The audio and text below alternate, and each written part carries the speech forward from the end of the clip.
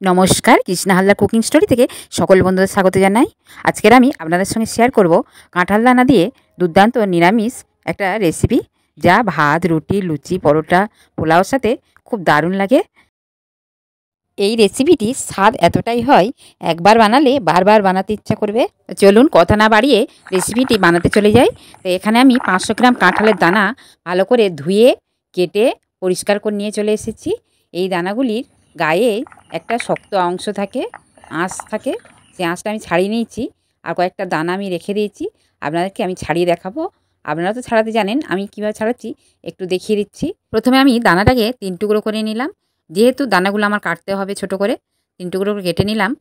এইভাবে কেটে নিলে দেখুন কত সহজে আঁশগুলো উঠে আসছে। আমার কাছে এটা সহজ পদ্ধতি বলে মনে হয়। আপনাদের কাছে এর থেকে যদি কোনো সহজ পদ্ধতি থাকে আমাকে কমেন্ট করে জানাবেন। তা চলুন, এইভাবে আমি সমস্ত দানা ছাড়িয়ে নিচ্ছি।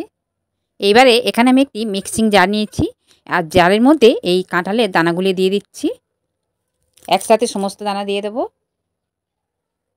দিয়ে এর মধ্যে দিয়ে দিচ্ছি স্লাইস করে কেটে নেওয়া 5 টুকরো আদা ও 5টি কাঁচা লঙ্কা। দিয়ে এর মধ্যে আমি এবার দিয়ে দেবো জল। প্রথমে আমি অল্প করে জল দিয়ে দিলাম, প্রয়োজন হলে আরেকটু জল দিয়ে ভালো করে ব্লেন্ড করে নেব। তা আমি এখানে ব্লেন্ড করে নিয়ে চলে এলাম। এই কাঁঠালের দানাগুলো ব্লেন্ড করার সময় আরও একটু জলের প্রয়োজন হয়েছিল। প্রথমে যতটুকু জল দিয়েছিলাম আরও অতটুকু জল দিয়ে আমি স্মুথভাবে ব্লেন্ড করে নিয়ে চলে এলাম। এবার আমি ওভেনে একটি ফ্রাই প্যান বসিয়ে দিয়েছি, আর ফ্রাই প্যানে দিয়ে দিচ্ছি 1 চামচ রিফাইন্ড অয়েল, আর দিয়ে দিচ্ছি হাফ টিস্পুনের মতো ঘি। এই রান্নাটা রিফাইন্ড অয়েল দিয়ে করছি আমি, আপনারা চাইলে সরিষার তেলেও করতে পারেন, কোনো অসুবিধা নেই। তাই ঘিটা মেল্ট হয়ে গেছে।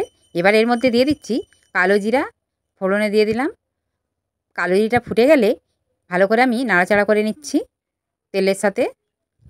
নিয়ে এবারে দিয়ে দিচ্ছি আমি 50 গ্রামের মতো বেসন দিয়ে দিচ্ছি। দিয়ে ভালো করে আমি বেসনটাকে ভালো করে ভেজে নেব। কোনো রেসিপিতে বেসন ব্যবহার করার সময় যদি একটু এইভাবে ভেজে নেওয়া যায়, সেই রেসিপির স্বাদ কিন্তু দ্বিগুণ বেড়ে যায়, কাঁচা গন্ধ থাকে না। আর বেসন ব্যবহার করেছি বলে একটু কিন্তু কেউ বুঝতে পারবে না। তো দেখুন আস্তে আস্তে বেসনটা আমি একদম মিডিয়াম আঁচে ভেজে নিচ্ছি। এইভাবে কন্টিনিউ কিন্তু নেড়ে চেড়ে ভেজে নিতে হবে, নাহলে তলা থেকে ধরে যেতে পারে। এখানে আমি 2 মিনিটের মতো বেসনটাকে ভেজে নিয়েছি।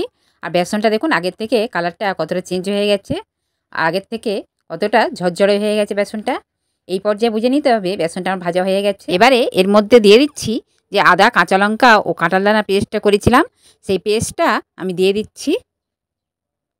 দিয়ে ভালো করে আমি বেসনের সাথে মিক্সড করে নেব।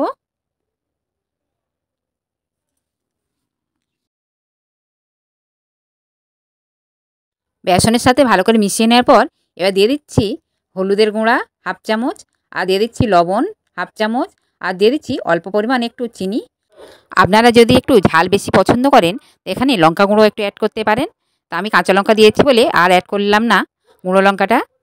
তো এবার আমি সমস্ত উপকরণ ভালো করে মিশিয়ে নিচ্ছি, নিয়ে একটা ডোয়ের আকার বানিয়ে নেব। বন্ধুরা স্কিপ না করে শুরু থেকে শেষ পর্যন্ত দেখতে থাকুন, স্টেপ বাই স্টেপ ফলো করে। আশা করছি ভিডিওটি আপনাদের খুব ভালো লাগবে। আর যদি ভালো লাগে তাহলে কমেন্ট করতে ভুলবেন না। যে সকল বন্ধুরা আমার এই চ্যানেলে নতুন ভিডিওটি দেখছেন তাদেরকে অনুরোধ রাখলাম আমার এই ইউটিউব চ্যানেলটিকে সাবস্ক্রাইব করে আমার পাশে থাকার, এবং যে সকল বন্ধুরা ফেসবুক থেকে আমার ভিডিওটি দেখছেন তাদেরকে অনুরোধ রাখলাম আমার ফেসবুক পেজটিকে ফলো দিয়ে আমার পাশে থাকার। আপনাদের সঙ্গে কথা বলতে বলতে দেখুন বন্ধুরা আমার কিন্তু কাঁঠাল দানার মিশ্রণটি তৈরি হয়ে গেছে। দেখুন একদম সম্পূর্ণ কিন্তু প্যান থেকে ছেড়ে ছেড়ে আসছে, আর একটি ডোয়ের আকার তৈরি হয়ে গেছে। এই কাঁঠাল দানার মিশ্রণটি তৈরি করতে খুব বেশি সময় লাগে না, কাঁঠাল দানা খুব ঝটপট টেনে ওঠে। তা দেখুন এখানে এই পর্যায়ে আমি ফ্লেমটা অফ করে দিচ্ছি। দিয়ে এবার আমি নামিয়ে নেব মিশ্রণটি। এদিকে আগে থেকে আমি একটি স্টিলের থালার মধ্যে তেল মেখে রেখেছিলাম, মিশ্রণটি থালার মধ্যে আমি ঢেলে দিচ্ছি। আপনাদের কাছে যদি স্টিলের কোনো টিফিন বক্স থাকে তার মধ্যেও এই মিশ্রণটি সেট করে নিতে পারেন। তা আমি এইভাবে স্প্যাচুলা দিয়ে চেপে চেপে মিশ্রণটি সেট করে নিচ্ছি। তো এখানে আমি স্প্যাচুলা দিয়ে চেপে চেপে আমি একটি শেপ দিয়ে নিয়ে নিচ্ছি। এইভাবে আমি রেখে দেবো 5 মিনিটের জন্য, বেশি সময় লাগে না, 5 মিনিটের মধ্যে সেট হয়ে যাবে। তার মধ্যে আমি একটি মশলা রেডি করে নেবো। তার জন্য নিয়ে নিচ্ছি 1 টিস্পুন গোটা ধনিয়া, 1 টিস্পুন গোটা জিরা, আর নিয়েছি হাফ টিস্পুন মৌরি, আর নিয়ে নিচ্ছি 5টি কালো গোলমরিচ, আর নিয়ে নিচ্ছি 3টি শুকনো লঙ্কা। এই মৌরি আর এই গোলমরিচটা ব্যবহার করার ফলে যেহেতু নিরামিষ রান্নাটি পুরো একদম মন্দিরের ভোগের রান্নার মতো স্বাদ হবে। তাই এখানে আমি একটি ছোট মিক্সিং জার নিয়ে নিচ্ছি। তার মধ্যে সমস্ত উপকরণ একে একে আমি দিয়ে দিচ্ছি। দিয়ে জল ছাড়া এই সমস্ত উপকরণ আমি শুকনো অবস্থায় একটু গুঁড়ো করে নিয়ে চলে এলাম। দেখুন আমার এখানে সব মশলা খুব সুন্দরভাবে গুঁড়ো হয়ে গেছে। এবারে এখানে আমি কিছু উপকরণ নিয়েছি, তার মধ্যে 5টি কাজু, কিছুটা আদা আর টমেটো কুচি আর নিয়েছি নারকেল কোড়া। এবারে সমস্ত উপকরণ আমি গুঁড়ো করা মশলার মধ্যে দিয়ে দিচ্ছি।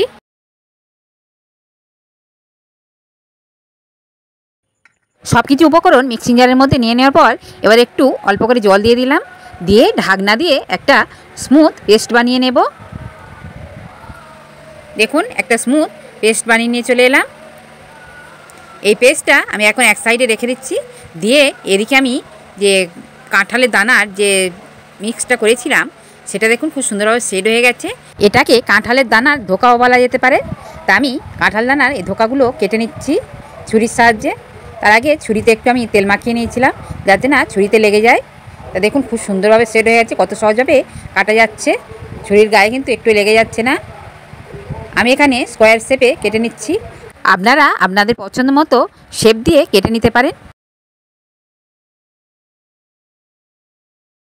দেখুন বন্ধুরা কত সহজভাবে থালা থেকে উঠে আসছে ধোকাগুলো, আর কত সুন্দর দেখতে লাগছে। দেখুন সমস্ত ধোকাগুলো আমি তুলে নিয়েছি।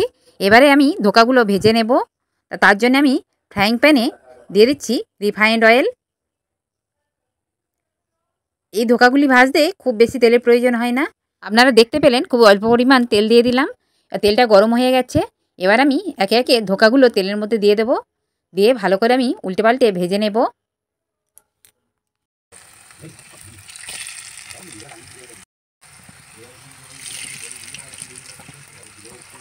তো এখানে আমি কিছুটা পরিমাণ দিয়ে দিলাম, একসাথে সব জায়গা হলো না। প্রথম ব্যাচে আমি ধোকাগুলো ভেজে নিচ্ছি। আর ধোকাগুলি ভাজতে খুব সময় লাগে না। এবার আমি ধোকাগুলি উল্টে দিচ্ছি অপর সাইডটা ভেজে নেওয়ার জন্য। দেখুন বন্ধুরা ধোকাগুলি কি সুন্দর লাল লাল করে ভাজা হচ্ছে।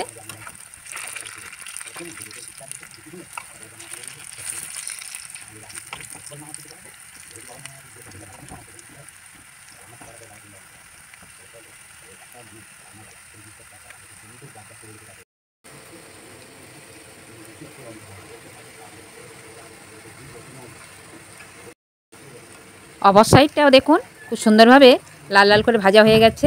এবারে আমি ধোকাগুলো একে একে তুলে নিচ্ছি তেল ঝরিয়ে। বন্ধুরা এই ভাজা ধোকাগুলি গরম গরম খেতে তো দারুণ লাগে শুধু মুখে।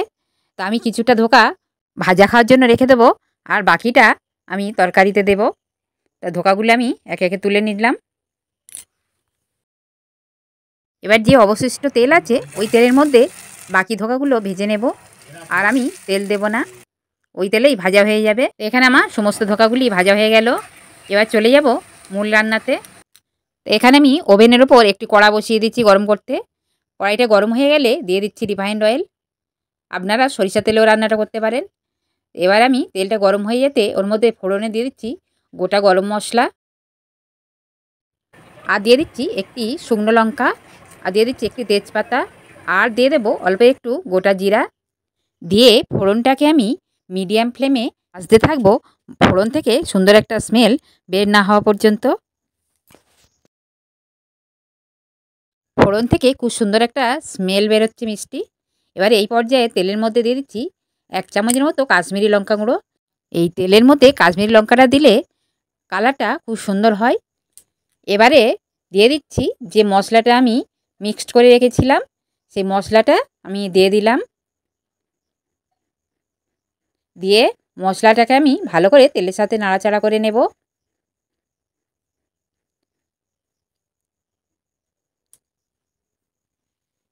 দেখুন বন্ধুরা কালারটা কত সুন্দর কালার এসছে। আমি কিন্তু এখনো পর্যন্ত হলুদের গুঁড়া ব্যবহার করিনি, তো কত সুন্দর কালার এসছে দেখুন। এবারে দিয়ে দিচ্ছি 1 চামচ লবণ, পরিমাণ মতো লবণটাই দিলাম। আর দিয়ে দিচ্ছি মিক্সিং জারটা ধুয়ে একটু জল দিয়ে মশলাটাকে ভালো করে কষাতে থাকবো সমস্ত উপকরণের কাঁচা গন্ধটা রিমুভ হওয়া পর্যন্ত।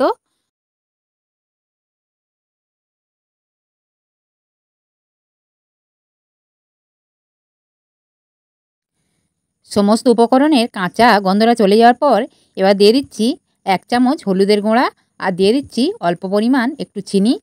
যেহেতু নিরামিষ রান্না একটু চিনি দিয়ে দিলাম। এখানে আর গুঁড়ো লঙ্কাটা আমি দিলাম না, যেহেতু আমি আগে 3টি শুকনো লঙ্কা ও গোলমরিচ ব্যবহার করেছি। ওর ঝালেই ঝালটা হয়ে যাবে। নিরামিষ রান্নাতে এর থেকে বেশি ঝাল হলে ভালো লাগে না।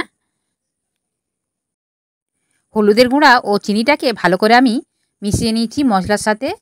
নিয়ে এবার আমি ফ্লেমটাকে লোতে করে দিলাম। দিয়ে এবার আমি ঢাকনা দিয়ে লো ফ্লেমে কষিয়ে নেব 2 মিনিটের জন্য। ফিরে এলাম 2 মিনিট পর। দেখুন বন্ধুরা, মশলাটা খুব সুন্দরভাবে কষে গেছে। মশলা থেকে একদম সম্পূর্ণ তেল ছেড়ে দিয়েছে। আর মশলাটা কতটা ড্রাই হয়ে গেছে দেখুন। মশলার মধ্যে যে এক্সট্রা জল ছিল সেটা একদম শুকিয়ে গেছে। এই পর্যায়ে আমার বুঝে নিতে হবে মশলাটা আমার কষানো হয়ে গেছে। আর মশলার কালারটা দেখুন কত সুন্দর এসেছে, কতটা লোভনীয় হয়েছে দেখুন দেখতে।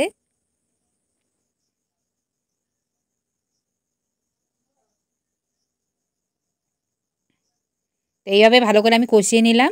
আর মশলাটা দেখুন কড়াই থেকে একদম ছেড়ে ছেড়ে আসছে।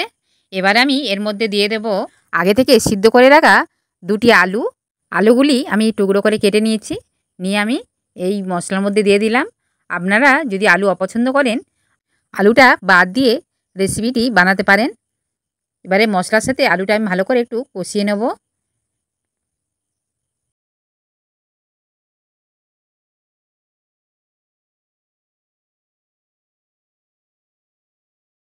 আলুটাকে মশলার সাথে ভালো করে কষিয়ে নেওয়ার পর এবার আমি একটু ঢাকনা দিয়ে দিলাম। দিয়ে রেখে দিলাম লো ফ্লেমে, যাতে মশলার সমস্ত স্মেলটা আলুর মধ্যে চলে যায়। দেখুন মশলার সাথে আলুটা খুব সুন্দরভাবে কষে গেছে। আর আলুর কালারটাও খুব সুন্দর এসে গেছে। এই পর্যায়ে আমার মশলার কষানো একদম কমপ্লিট। দেখুন কত সুন্দর লাগছে। এবারে আমি দিয়ে দেব জল। তো এখানে আমি 4 কাপ জল দিয়ে দিচ্ছি। যে কোনো ধোকা রেসিপিতে একটু জলটা বেশি দিতে হয়, কারণ ধোকাগুলি ঝোলটা টেনে নেয়। আর যে কোনো রেসিপিতে সবসময় একটু জলটা গরম করে দেওয়ার চেষ্টা করবেন, এতে রেসিপি টেস্টটা খুব সুন্দর হয়। এবার আমি ঢাকনা দিয়ে দিলাম, দিয়ে ফুটে ওঠার অপেক্ষায় রইলাম। তো আমার ঝোলটা খুব সুন্দরভাবে ফুটে গেছে। এইভাবে আমি ঢাকনা দিয়ে 3 মিনিটের মধ্যে ফুটিয়ে নেব। এবার আমি 3 মিনিট পরে ঢাকনাটা খুলে নিচ্ছি। দেখুন ঝোলটা আগে থেকে অনেকটা কমে গেছে। এবারে আমি তরকারিটাকে ভালো করে একটু নেড়ে দিচ্ছি। দেখুন তরকারির কালারটা কত সুন্দর লাগছে। এবার আমি একে একে ভাজা ধোকাগুলো দিয়ে দিচ্ছি।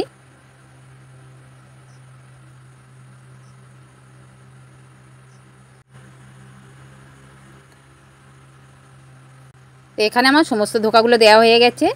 এবার আমি ধোকাগুলিকে তরকারির সাথে ভালো করে মিশিয়ে দিলাম। দিয়ে এবার আমি ঢাকনাটা দিয়ে দিলাম।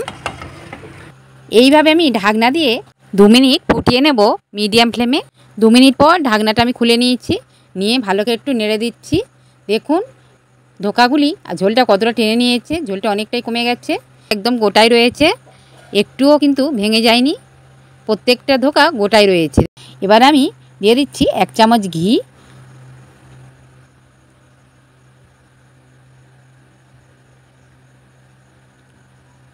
আর দিয়ে দিচ্ছি অল্প একটু গরম মশলা, গুঁড়ো গরম মশলা দিয়ে দিলাম। এবার আমি দিয়ে দিচ্ছি 2টি কাঁচা পাকা লঙ্কা চেরা করে দিয়ে দিলাম। দিলে ফ্লেভারটা খুব সুন্দর হয়। দিয়ে সব কিছু আমি মিশিয়ে নিচ্ছি। ঘি ও গরম মশলার স্মেলটা সমানভাবে মিশতে পারে সব জায়গায়। ঝোলের পরিমাণটা এই অবস্থায় রেখে আমি ফ্লেমটা অফ করে দিলাম। দিয়ে ঢাকনা চাপা দিয়ে স্ট্যান্ডিং টাইমে রেখে দিলাম। রান্নাটা আমার পুরোপুরি কমপ্লিট। এবার গরম গরম পরিবেশনের পালা। বন্ধুরা চলে এলাম পরিবেশনের জন্য। আর দেখুন ধোকাগুলি কতটা ঝোল টেনে নিয়েছে। এবার আমি একটি প্লেটে সার্ভ করে দেখাচ্ছি।